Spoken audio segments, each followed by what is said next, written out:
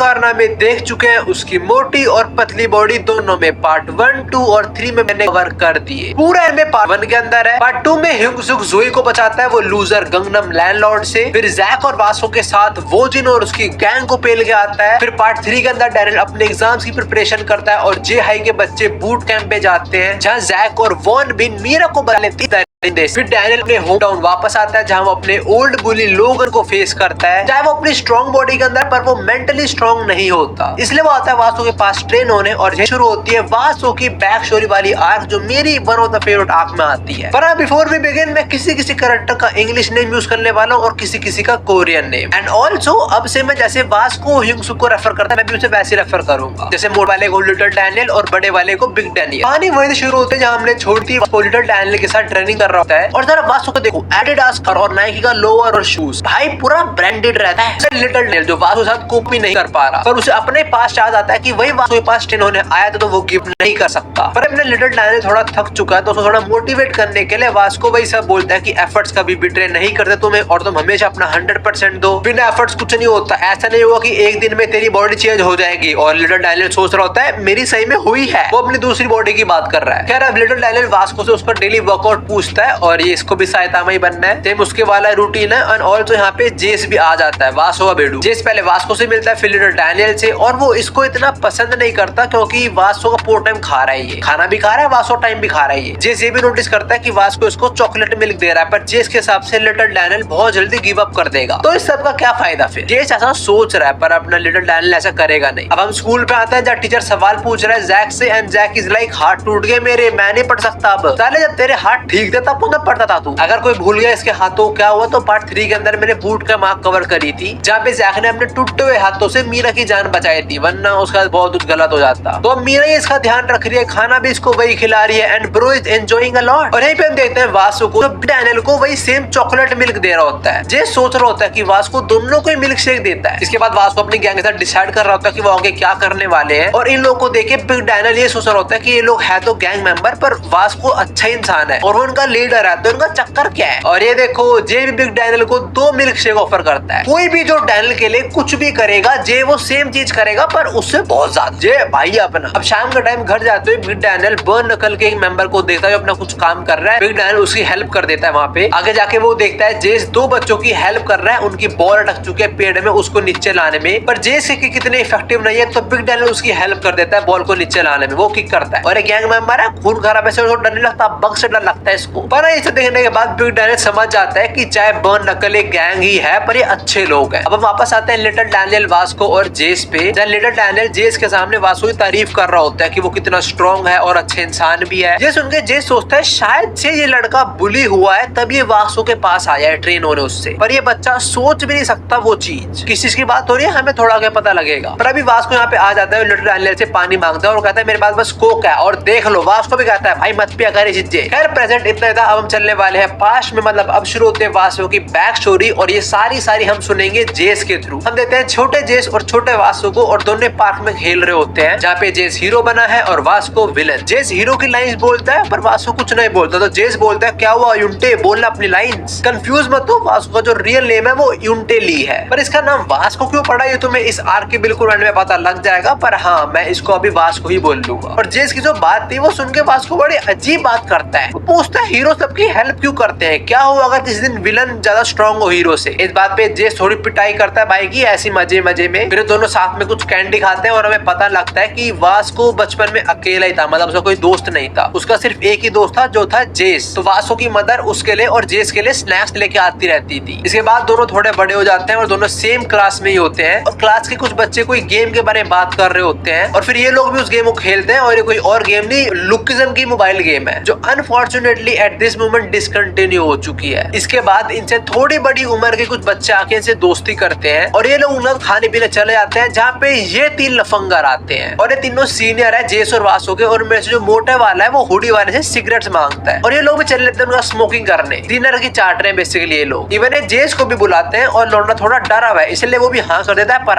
अपना लौंडा हाँ नहीं करता। वास्को मना तो करता है, पर साथ में वो ये भी बोल देता है कि मेरी माँ बोलते हैं जो स्मोकिंग करते हैं वो लूजर होते हैं। वास्को भाई आंटी जी बिल्कुल सही बोलती है। पर हाँ, सीनियर से पंगे लेना वासु को थोड़ा भारी, बहुत भारी पड़ जाते हैं एक्चुअली में। पहले मोटे वाला वासु को थप्पड़ मारता है पर वो कुछ रिएक्ट नहीं करता, तो गुस्से में उसको लाते बजाना शुरू हो जाता है और वासु की हेल्प करने कोई नहीं आता, नॉट इवन जेस। इवन जब वासु उसको देखता है, जेस मुंह मोड़ लेता है। फिर सीनियर का जो लीडर है वो वासु को बोलता है कि तू आज के बाद से हमारे साथ कुछ टाइम बिताएगा रोज। ये लोग वासु को कह रहे हैं और नहीं मजे नहीं करेंगे, उसको मारपीट करेंगे उसके साथ ही, और कुछ बहुत गलत भी। हमें कुछ दिन बाद का सीन दिखाया जाता है जहां हम देखते हैं वासु को आज भी पीटा है और इसको देख के बच्चे डिस्कस कर रहे होते हैं कि आज ज्यादा ही मार है और कितने दिनों से मार खा रहा है ऐसे। ये जेस वासु के साथ ही बैठा होता है पर उसका साथ नहीं देता वो, और जब वो वासु को देखता है वो देखता है उसकी शर्ट पे, उसके मुंह पे, उसके नाक पे ब्लड लगा हुआ है, इवन उसकी आईज भी रेड हो रही है। जेस वासु से बात करने का ट्राई करता है कि वो लोग तेरे को काफी परेशान कर रहे हैं ना, पर वासु को बोल देता है जेस मैं ठीक हूँ। वासु को ठीक नहीं है, वो बस एक्ट कर रहा है ऐसा। पर जेस ये बात नहीं समझता, उसको लगता है वासु को सही में सही है, वो स्पेशल है, उसको कुछ नहीं होगा। इवन जेस तो बुरा भी फील नहीं कर रहा होता वासु के लिए इस पॉइंट पे। इवन इस पॉइंट के बाद से तो जेस थोड़ा दूर होना शुरू हो जाता है वासु से, जैसे वो उसके साथ घूमता भी नहीं अब तो। अब एक दिन जेस दूसरी क्लास में जा रहा होता है जहाँ वो देखता है एक बच्चा अकेले में रो रहा है और ये और कोई नहीं अपना वासु ही है। ये देख के जेस समझ जाता है कि वासु को बस बाहर से टफ होने का एक्ट करता है, पर एक्चुअली में वो बहुत कुछ झेल रहा है। उसकी हालत बहुत बुरी है, उसको हेल्प चाहिए और उसका इकलौता दोस्त उसकी हेल्प नहीं करता। जेस वहाँ से भाग जाता है और अगले दिन से वासु को स्कूल आना ही बंद कर देता है और जेस को समझ आ जाता है कि अब तो कुछ सही में खराब हो चुका है, क्योंकि वासु को ऐसा लड़का नहीं है जो अपनी मुसीबतों से भागे, वो उनको फेस करता है। पर वो स्कूल नहीं आ रहा, मतलब सही में कुछ खराब हो चुका अब तो। और अब कुछ दिनों से वासु को नहीं आ रहा, तो पुलिस अब जेस को बुलाना शुरू हो जाते हैं। जेस वहाँ पहुंचता है और वो पुलिस ऑलरेडी एक लड़के को बुली कर रहे हैं just to impress this girl. जे लोग जेस से पूछते हैं वासु के बारे में और जेस बोलता है मेरे को नहीं पता, और यहाँ पे जेस की इतनी फट रही है कि वो नीचे देख के बात कर रहा है। फिर जो पुलिस के लीडर है इस बच्चे को बम पे मारता है, ये गिर जाता है और जो लड़का है जो बुली हो रहा है, इसे याद रखना ये कुछ करेगा, कुछ तो करेगा ये। खैर इसके बाद ये बुली जेस के सर पे SEX लिख रहा होता है और वासु के बारे में पूछ रहा होता है, पर अचानक से उसके नाक में मारा घुसा देता है और बहुत गुस्से में जेस को बोलता है कल अपने दोस्त को स्कूल ले आइयो, वरना जो हम उसके साथ करते हैं वो कल से तेरे साथ करेंगे। अब सोचो जेस क्या करेगा, क्या वो अपने दोस्त वासु के लिए इनसे लड़ेगा? घंटा। जब अपने सामने अपने दोस्त को पिटने दे रहा है, उसको नहीं बचा रहा, तो उसके पीछे क्या बचाएगा उसको। जेस हो जाता है वासु के घर जाओ, उसे पता लगता है कि वासु को सही में बीमार था, इसलिए कुछ समय स्कूल नहीं आ रहा था, पर कल वो आएगा स्कूल। ये सुन के जेस चैन की सांस लेता है कि बच गया वो। पर वो नोटिस करता है कि कुछ टिश्यूज पड़े हैं जिन पे ब्लड लगा हुआ है। वासु से पूछता है, फिर वासु को वही बोलता है कि उसकी बस तबीयत खराब नहीं है, दैट्स ऑल। और जेस वासु के घर बहाना मार के आया कि कुछ नोट्स वगैरह साथ में होमवर्क वगैरह मैं तेरे वो देने आया हूँ। पर वासु की इतनी तबीयत खराब होती है, जेस बोलता है अरे कोई नहीं, तू रेस्ट कर, मैं तेरा काम कर देता हूँ। और जैसे काम करने के लिए जेस पेन निकालता है, वासु को कांपने लग जाता है और ये चीज जेस नोटिस कर लेता है। फिर वो याद आता है उन पुलिस ने इसको पेन से ही टॉर्चर करा था और वासु को भी जब पिट के वापस आता था उसके बॉडी पे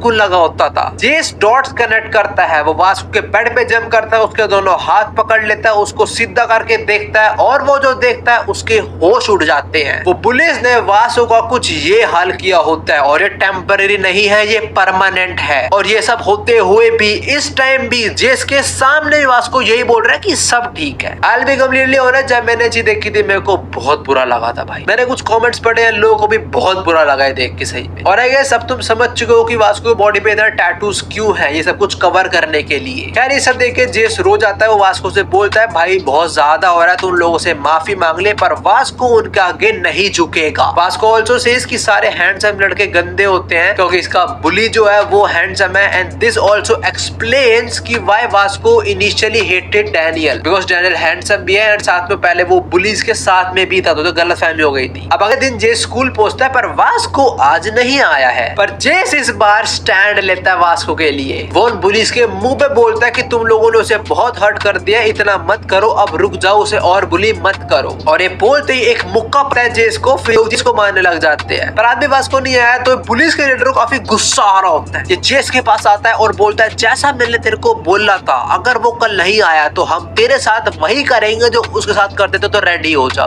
और ये चीज आईब्रो टैटू के लिए होती है, पर ये जेस के पेट पे चलाने वाले होते हैं। पर तभी वास्को आ जाता है। पर पता है वास्को आज क्यों आया यहाँ पे? क्योंकि उसने कल देख लिया था कि ये बुलीज अब जेस को परेशान कर रहे हैं। उसके सर पे SEX पढ़ लिया था उसने। तो आज वास्को यहाँ पे इन बुलीज से लड़ने आया है, खुद के लिए नहीं, जेस के लिए। Bro I love this dude. पर वास्को भी बच्चा, he doesn't stand a chance against these bullies. वो लड़ने का ट्राई करता है पर ये बुलीज उसको बहुत मारते हैं, इतना मारते हैं कि वो लोग थक जाते हैं। पर वास्को के हाथ अब भी ऊपर है, पर वो काफी ब्लीड भी कर रहा है। पर अब भी वास्को यही बोल रहा है कि जेस को परेशान मत करो। ये देख के जेस खुद को कंट्रोल नहीं कर पाता और वो उनके लीडर से माफी मांगता है। वो बोलता है मैं उस तरफ से तुमसे माफी मांगता हूँ, वो कैसे ऐसा नहीं करेगा। वो लड़का हाथ बढ़ाता है, जेस उसका हाथ पकड़ता है। जेस को लगता है कि शायद इसने माफी एक्सेप्ट कर लिया, पर ये एक ट्रिक थी। जेस का हाथ अच्छे से ग्रैब कर लेता है और जेस के मुंह पे गोमू गोमुनो गैदलिंग कर देता है। वास्को जेस को बचाने आता है, पर वो मोटा बुली वास्को को पकड़ लेता है और दूसरी साइड जेस पिटे ही जा रहा है। और जो बुली के दो दोस्त हैं उनको अब समझ आ रहा है कि सीन ज्यादा हो चुका थोड़ा। इनमें से एक गेट की तरह भागता है, कोई टीचर ना आ जाए, पर तभी वो उड़ते उड़ते पीछे गिर जाता है। और हम देखते हैं एक लंबा सा लड़का क्लास में आया जो बोलता है 1001 बंदे के 3 लौंडे तो 3000 टोटल। ठीक है, मैंने बोला था ना जो लड़का बुली हो रहा है वो कुछ करेगा, तो ये एक लौंडे को लेके आया है जो इन बुलीज को पेलेगा। और ये जो बंदा है ये है गो,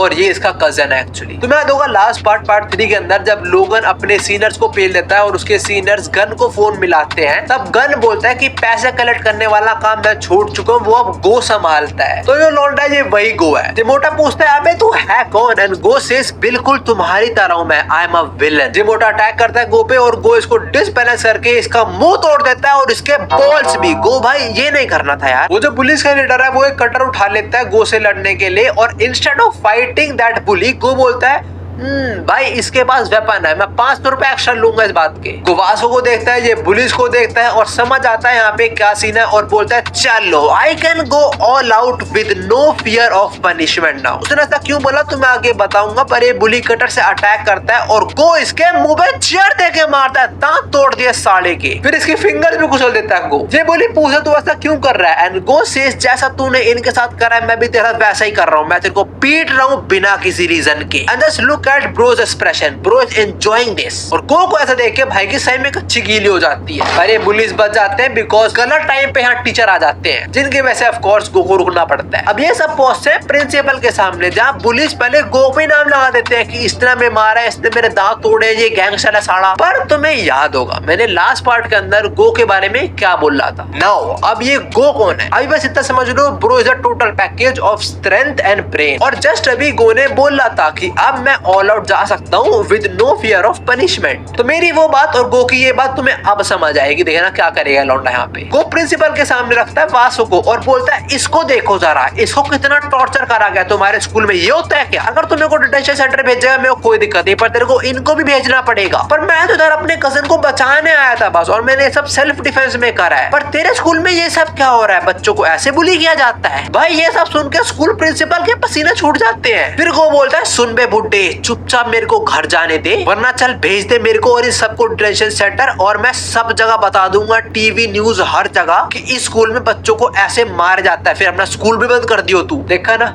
बोला था ना मैंने, bro is a total package of strength and brain. Goo is free to go. और वो पुलिस का ट्रांसफर हो जाता है, पर इससे पहले गो यहाँ से जाए वास्को उससे पूछता है कि तू क्या करता है, तू इतना स्ट्रॉन्ग कैसे है? एंड गो वही साइदामा वाला प्लान बोलता है, पर इसके एक्सप्रेशन देख के मेरे को बिल्कुल लग रहा है ये सब वो सब करता भी है। पर विद दिस वास्को की बैक स्टोरी खत्म हो जाती है। यार गॉट यू। अभी कहानी बाकी है मेरे दोस्त। वो लड़का जो गो को लेके आया होता है वो वास्को और जेस को राइस केक ऑफर करता है, पर वास्को डर जाता है वो शार्प ऑब्जेक्ट देख के। एक्चुअली वास्को फोबिया हो जाता है शार्प चीजों का। अब तुम सोच रहे होगे कि अगर वास्को फोबिया हो चुका है शार्प चीजों का तो वो स्कूल कैसे अटेंड करेगा? सबसे बड़े सवाल, वो टैटू कैसे बनवाएगा? वेल उसकी चीज के अंदर हेल्प करने वाला है जेस। जेस पहले खुद की बॉडी पे एक बर्ड टैटू बनवाता है, जिससे वास्को को भी मन करता है कि वो भी सेम टैटू करवाएगा, और वो करवाता भी है। और जो टैटू आर्टिस्ट बनाता है की बॉडी पे, वो वासु की पहली बॉडी को देख के सोच रहा होता है कि मेरे को यकीन नहीं होता कि किसी ने इसकी बॉडी पे टट्टी बना दी थी। वो उन बुलीज ने इसके शरीर पे पूप ड्रॉ कर दी थी। पर हाँ, टैटू आर्टिस्ट शुरू में लोगों को इनकार कर देता कि मैं तुम्हारी बॉडी में टैटू नहीं बनाने वाला। इसको पता लगता है जेस का जो दोस्त है वो कोई गैंगस्टर है, इसलिए अपनी दुकान का दरवाजा बंद कर देता है जेस के लिए। पर जेस वहीं पे रहता है, इसका वेट करता है इसके गेट के बाहर ही, और जेस का अपने दोस्त के प्रति इतना डेडिकेशन देके डिसाइड कर लेता है कि ठीक है, मैं तुम लोगों की हेल्प करूंगा। इसके बाद हम वापस प्रेजेंट के अंदर आते हैं, जहाँ जेस ये सोच रहा होता है कि वो इंसिडेंट हुए 3 साल हो चुके हैं और अब तक काफी कुछ बदल चुका है। पर तभी जेस को बहुत जोर से कुछ बाइक की आवाज आती है और हम देखते हैं वही सेम बुली जो इनके पास्ट में थे, वो लड़की लेके घूम रहे हैं। ये लोग यहीं पे आके सिगरेट पीने लगते हैं और वासु की बॉडी, उसका टैटू देखे इनकी फट जाते हैं। इनको लगता है ये कोई गुंडा वगैरह है। ये वासु को रिकॉग्नाइज भी नहीं करते, पर जेस को पहचान लेते हैं। उसके पास जा रहे होता है, पर उसके पास वास्को आ जाता है जिसको हगने जाना है और एक जेस को साथ में ले जाता है। यार स्कूल टाइम के अंदर ऐसे मैं भी दोस्तों के साथ गया हूँ, पर मूतने गया हूँ, हगने तो नहीं गया कभी कि दोस्तों को साथ लेके जा रहा हूँ कि साथ में हगने चलेंगे चलो। और ये दोनों गए तो ये सारे बुलीज अब लिटिल डैनियल को घेर लेते हैं। बेचारा अपने दोस्तों के बुली से बुली होने वाला है, पर तब यहाँ पे जेस आ जाता है जो इन बुलीज के लीडर को सेम गो की तरह ही मारता है, उसका दांत तोड़ता है फिर से, और बाकी दो को भी वो पेल देता है और फिर वो लिटिल डैनियल को यहाँ से लेके चला जाता है। अब हम एक बार फिर से पास्ट में आते हैं 2 साल पहले, जहाँ पे वासो के शोल्डर्स, चेस्ट, आर्म हर जगह टैटू हो चुका है। मतलब वो पूरा कवर अप कर चुका है अपने वो पास्ट इंजरीज को। पर टैटू से उसका कवर अप तो हो गया, पर साथ में उसका जो फोबिया था शार्प ऑब्जेक्ट से, वो भी दूर हो गया। दूसरी साइड हम गो को देखते हैं जिससे मिलने आया है गन, और गो तो इससे लड़ने के मूड में है, पर गन इसे कोई टेस्ट लेने आया होता है। तुम्हें लास्ट पार्ट से याद होगा, ये दोनों सेम बंदे वो प्रेसिडेंट के अंडर ही काम करते हैं, तो शायद से गन टेस्ट करने आया हो कि गो वर्दी भी है काम करने का उनके साथ या नहीं। हम स्कूल में भी नजर मारते हैं जहाँ अब भी बुलिंग कंटिन्यू हो रही है, पर इस बार गो का कजन जो पहले बुली होता था वो बुली कर रहा है गो के नाम पे। लास्ट डे वास्को और जेस पे आते हैं, जहाँ वास्को जेस से पूछ रहा होता है कि तूने आज जो टैटू बनवाया है तूने उस पे ये क्या लिखवाया कि तेरे हीरो का नाम है ईटी। जेस ऐसे ही बोल देता है कि ये एक सुपर हीरो है जिसको फॉलो करता है, और वैसे तेरे पास जो टॉय तू कैरी करता था उसका रियल नेम वास्को था, तेरा नाम भी वास्को होना चाहिए। तो यही वो मूवमेंट होता है जहाँ पे यूनटेई को नाम मिलता है वास्को। पर जेस की इस बात पे वास्को बोलता है, पर मेरे रियल हीरो का तो नाम है जेस। और जेस स्माइल करते हुए मन में बोलता है, और मेरे रियल हीरो का नाम है ईटी जो है यूनटेई, मतलब जो वासो का रियल नेम है। तो जेस ने अपने हाथ पे वासो के रियल नेम का टैटू करवाया होता है। तुमने देखा शुरू में कितना अच्छे दोस्त थे, एक इंसिडेंट से थोड़ी दोस्ती खराब हुई, पर एंड में आते आते इनका बॉन्ड कितना अच्छा हो गया। और इसके साथ वासो की बैक स्टोरी कंप्लीट होती है। पर तुम्हें याद होगा प्रेजेंट पे वास्को हगने गया था, तो ये वहीं पे है और जेस पुलिस को मारने गया था, तो बेचारा अंधेरे में इसको डर लग रहा है। ये बोल रहा है, ओए जेस मजाक मत कर भाई, और मेरे को टिश्यू पेपर दे दे, मैं साफ किससे करूंगा। बताओ भाई साफ कैसे करेगा। पर इसी के साथ वासो की बैक स्टोरी वाली आर्क कंप्लीट हो जाती है। अब देखो इसके बाद जो आर्क शुरू होती है, पर्सनली मेरे को इतनी नहीं पसंद, वो जो है अबेंडन डॉग इन वार। मैं ये आर्क कवर तो करने वाला हूँ, पर इन डेप्थ नहीं जाऊंगा, ठीक है। नॉट बिकॉज मुझे ये पसंद नहीं, पर इतनी इंपॉर्टेंट नहीं है। कुछ इंसिडेंट जो इंपॉर्टेंट है मैं तुम्हें वो बताने वाला हूँ। इसके अंदर हम 2 स्टोरीज फॉलो करते हैं, एक डॉग की और एक क्रिस्टल की, वो लुकिज्म की सबसे सुंदर कन्या। वो डॉग की स्टोरी में जो डॉग की ओनर होती है उसके पास एक प्योर ब्रीड होती है और उसकी बच्ची होती है जो होती है mix breed. And I don't know why, but for some reason lookism के अंदर लोगों को मिक्स ब्रीड नहीं पसंद। ये बहुत वियर्ड चीज है। तो जो ओनर होती है अपने घर वालों कहीं और शिफ्ट हो रही होती है और ये मिक्स ब्रीड को यहीं पे छोड़ जाती है, पर वो नादान होती है, उसको लग रहा होता है उसकी ओनर वापस आएगी, नहीं आती वापस वो कभी। दूसरी साइड हम आते हैं क्रिस्टल पे, जो सेम डैनियल के स्कूल में उसी क्लास में एडमिशन ले लेती है। पर हाँ वो अपनी मोटी बॉडी से आती है, और अगर तुम में से कोई भूल चुका तो क्रिस्टल और डैनियल का सेम सेम है। क्रिस्टल के बाद भी 2 बॉडीज है, तो सेम डैनियल की तरह मैं क्रिस्टल की छोटी बॉडी को लिटिल क्रिस्टल बोलने वाला हूँ और बड़ी बॉडी को बिग क्रिस्टल। लिटिल क्रिस्टल अगली है तो स्कूल में घंटा कोई उसे भाव नहीं देता, सब लोग उसे बुली करते हैं, इवन लड़कियां भी। पर जैक, जे और डैनियल कुछ नहीं करते, वो चिल है, they are just a chill guy. Even Daniel उससे दोस्ती करने का ट्राई भी करता है, पर उसके हिसाब से सुंदर हैंड के बंदे होते हैं, बिकॉज़ क्रिस्टल सुंदर उसको ट्रीट करते हैं, पर इसकी इस को कुछ भाव नहीं देता। और वो जिस सोचती थी लिटिल डैनियल में रखा, वैसे दोनों जानते हैं। अब ये काफी चीजें होती है, अपना बिग डैनियल है उसका दिल लग जाता है क्रिस्ट पे, और जो बिग चला है उसका दिल लग जाता है लिटिल डैनियल। दोनों को दूसरा हो रहा है, दोनों को दूसरे की अबोर्ड से प्यार हो। इसके अंदर हमें पता लगा क्रिस्टल जान के स्कूल का जो प्रेसिडेंट क्रिस्टल बिग डैनियल के ऊपर नजर रखे। ऐसा क्यों पता, हमें यही पता लगता है कि जो बिग क्रिस्टल है वो आधा बिजनेस भी संभालती है और सिर्फ उस फादर इसको पता है कि उसकी बेटी 2 बॉडीज है। और बात करें वो अबैंडन डॉग की, तो वो किसी को भी एक्सेप्ट नहीं करती, क्योंकि उसको अब भी लग रहा होता है कि उसकी ओनर वापस आएगी तो उसे अपने घर को प्रोटेक्ट करना पड़ेगा। पर हाँ, इस आर के एंड में आते आते लिटिल डैनियल उसका काफी ध्यान रखता है, तो वो लिटिल डैनियल को तो अपनी फैमिली मानना शुरू हो जाती है। और वो प्रेग्नेंट भी होते काफी सारे बच्चे भी होते हैं, पर little Daniel can't raise them, उस पर इतना पैसा नहीं है। तो बिग डैनियल जे से पूछता है और वो रख लेता है। ऑल्दो जे डरता है इन लोगों से, पर स्टिल बिग डैनियल के कहने पे वो इनको रख लेता है। Bro, J is a good Homi. इस आर्क के एंड में ये पता लगता है कि वास्को भी एक बहुत बड़ा डॉग लवर है। सो यार, दैट वाज इट। जैसे मैंने बोला, जो इंपॉर्टेंट चीजें थी वो मैंने कवर कर दी। अगर कुछ और भी सुनना है तुम्हें, तो एक बार बिग क्रिस्टल इनके स्कूल में आ जाती है और इसकी ये बॉडी सुंदर है, सब लोग इंप्रेस हो जाते हैं सिवाय बिग डैनियल के। इनफैक्ट ये दोनों एक दूसरे को हेट करना शुरू हो जाते हैं। ये दोनों एक दूसरे की सुंदर बॉडी को हेट करते हैं और एक दूसरे की अगली बॉडी को पसंद करते हैं। तो हाँ जनता, अबैंडन डॉग इनो आर्क यहीं पे खत्म हो जाती है। अब इसके बाद जो आर्क है उसका मैं नाम भी नहीं ले सकता, because it is attention, WHORER, जो मैं पार्ट 5 में कवर करूंगा। साथ में 4 आर्क और। तो हाँ, पार्ट 5 के अंदर मैं 5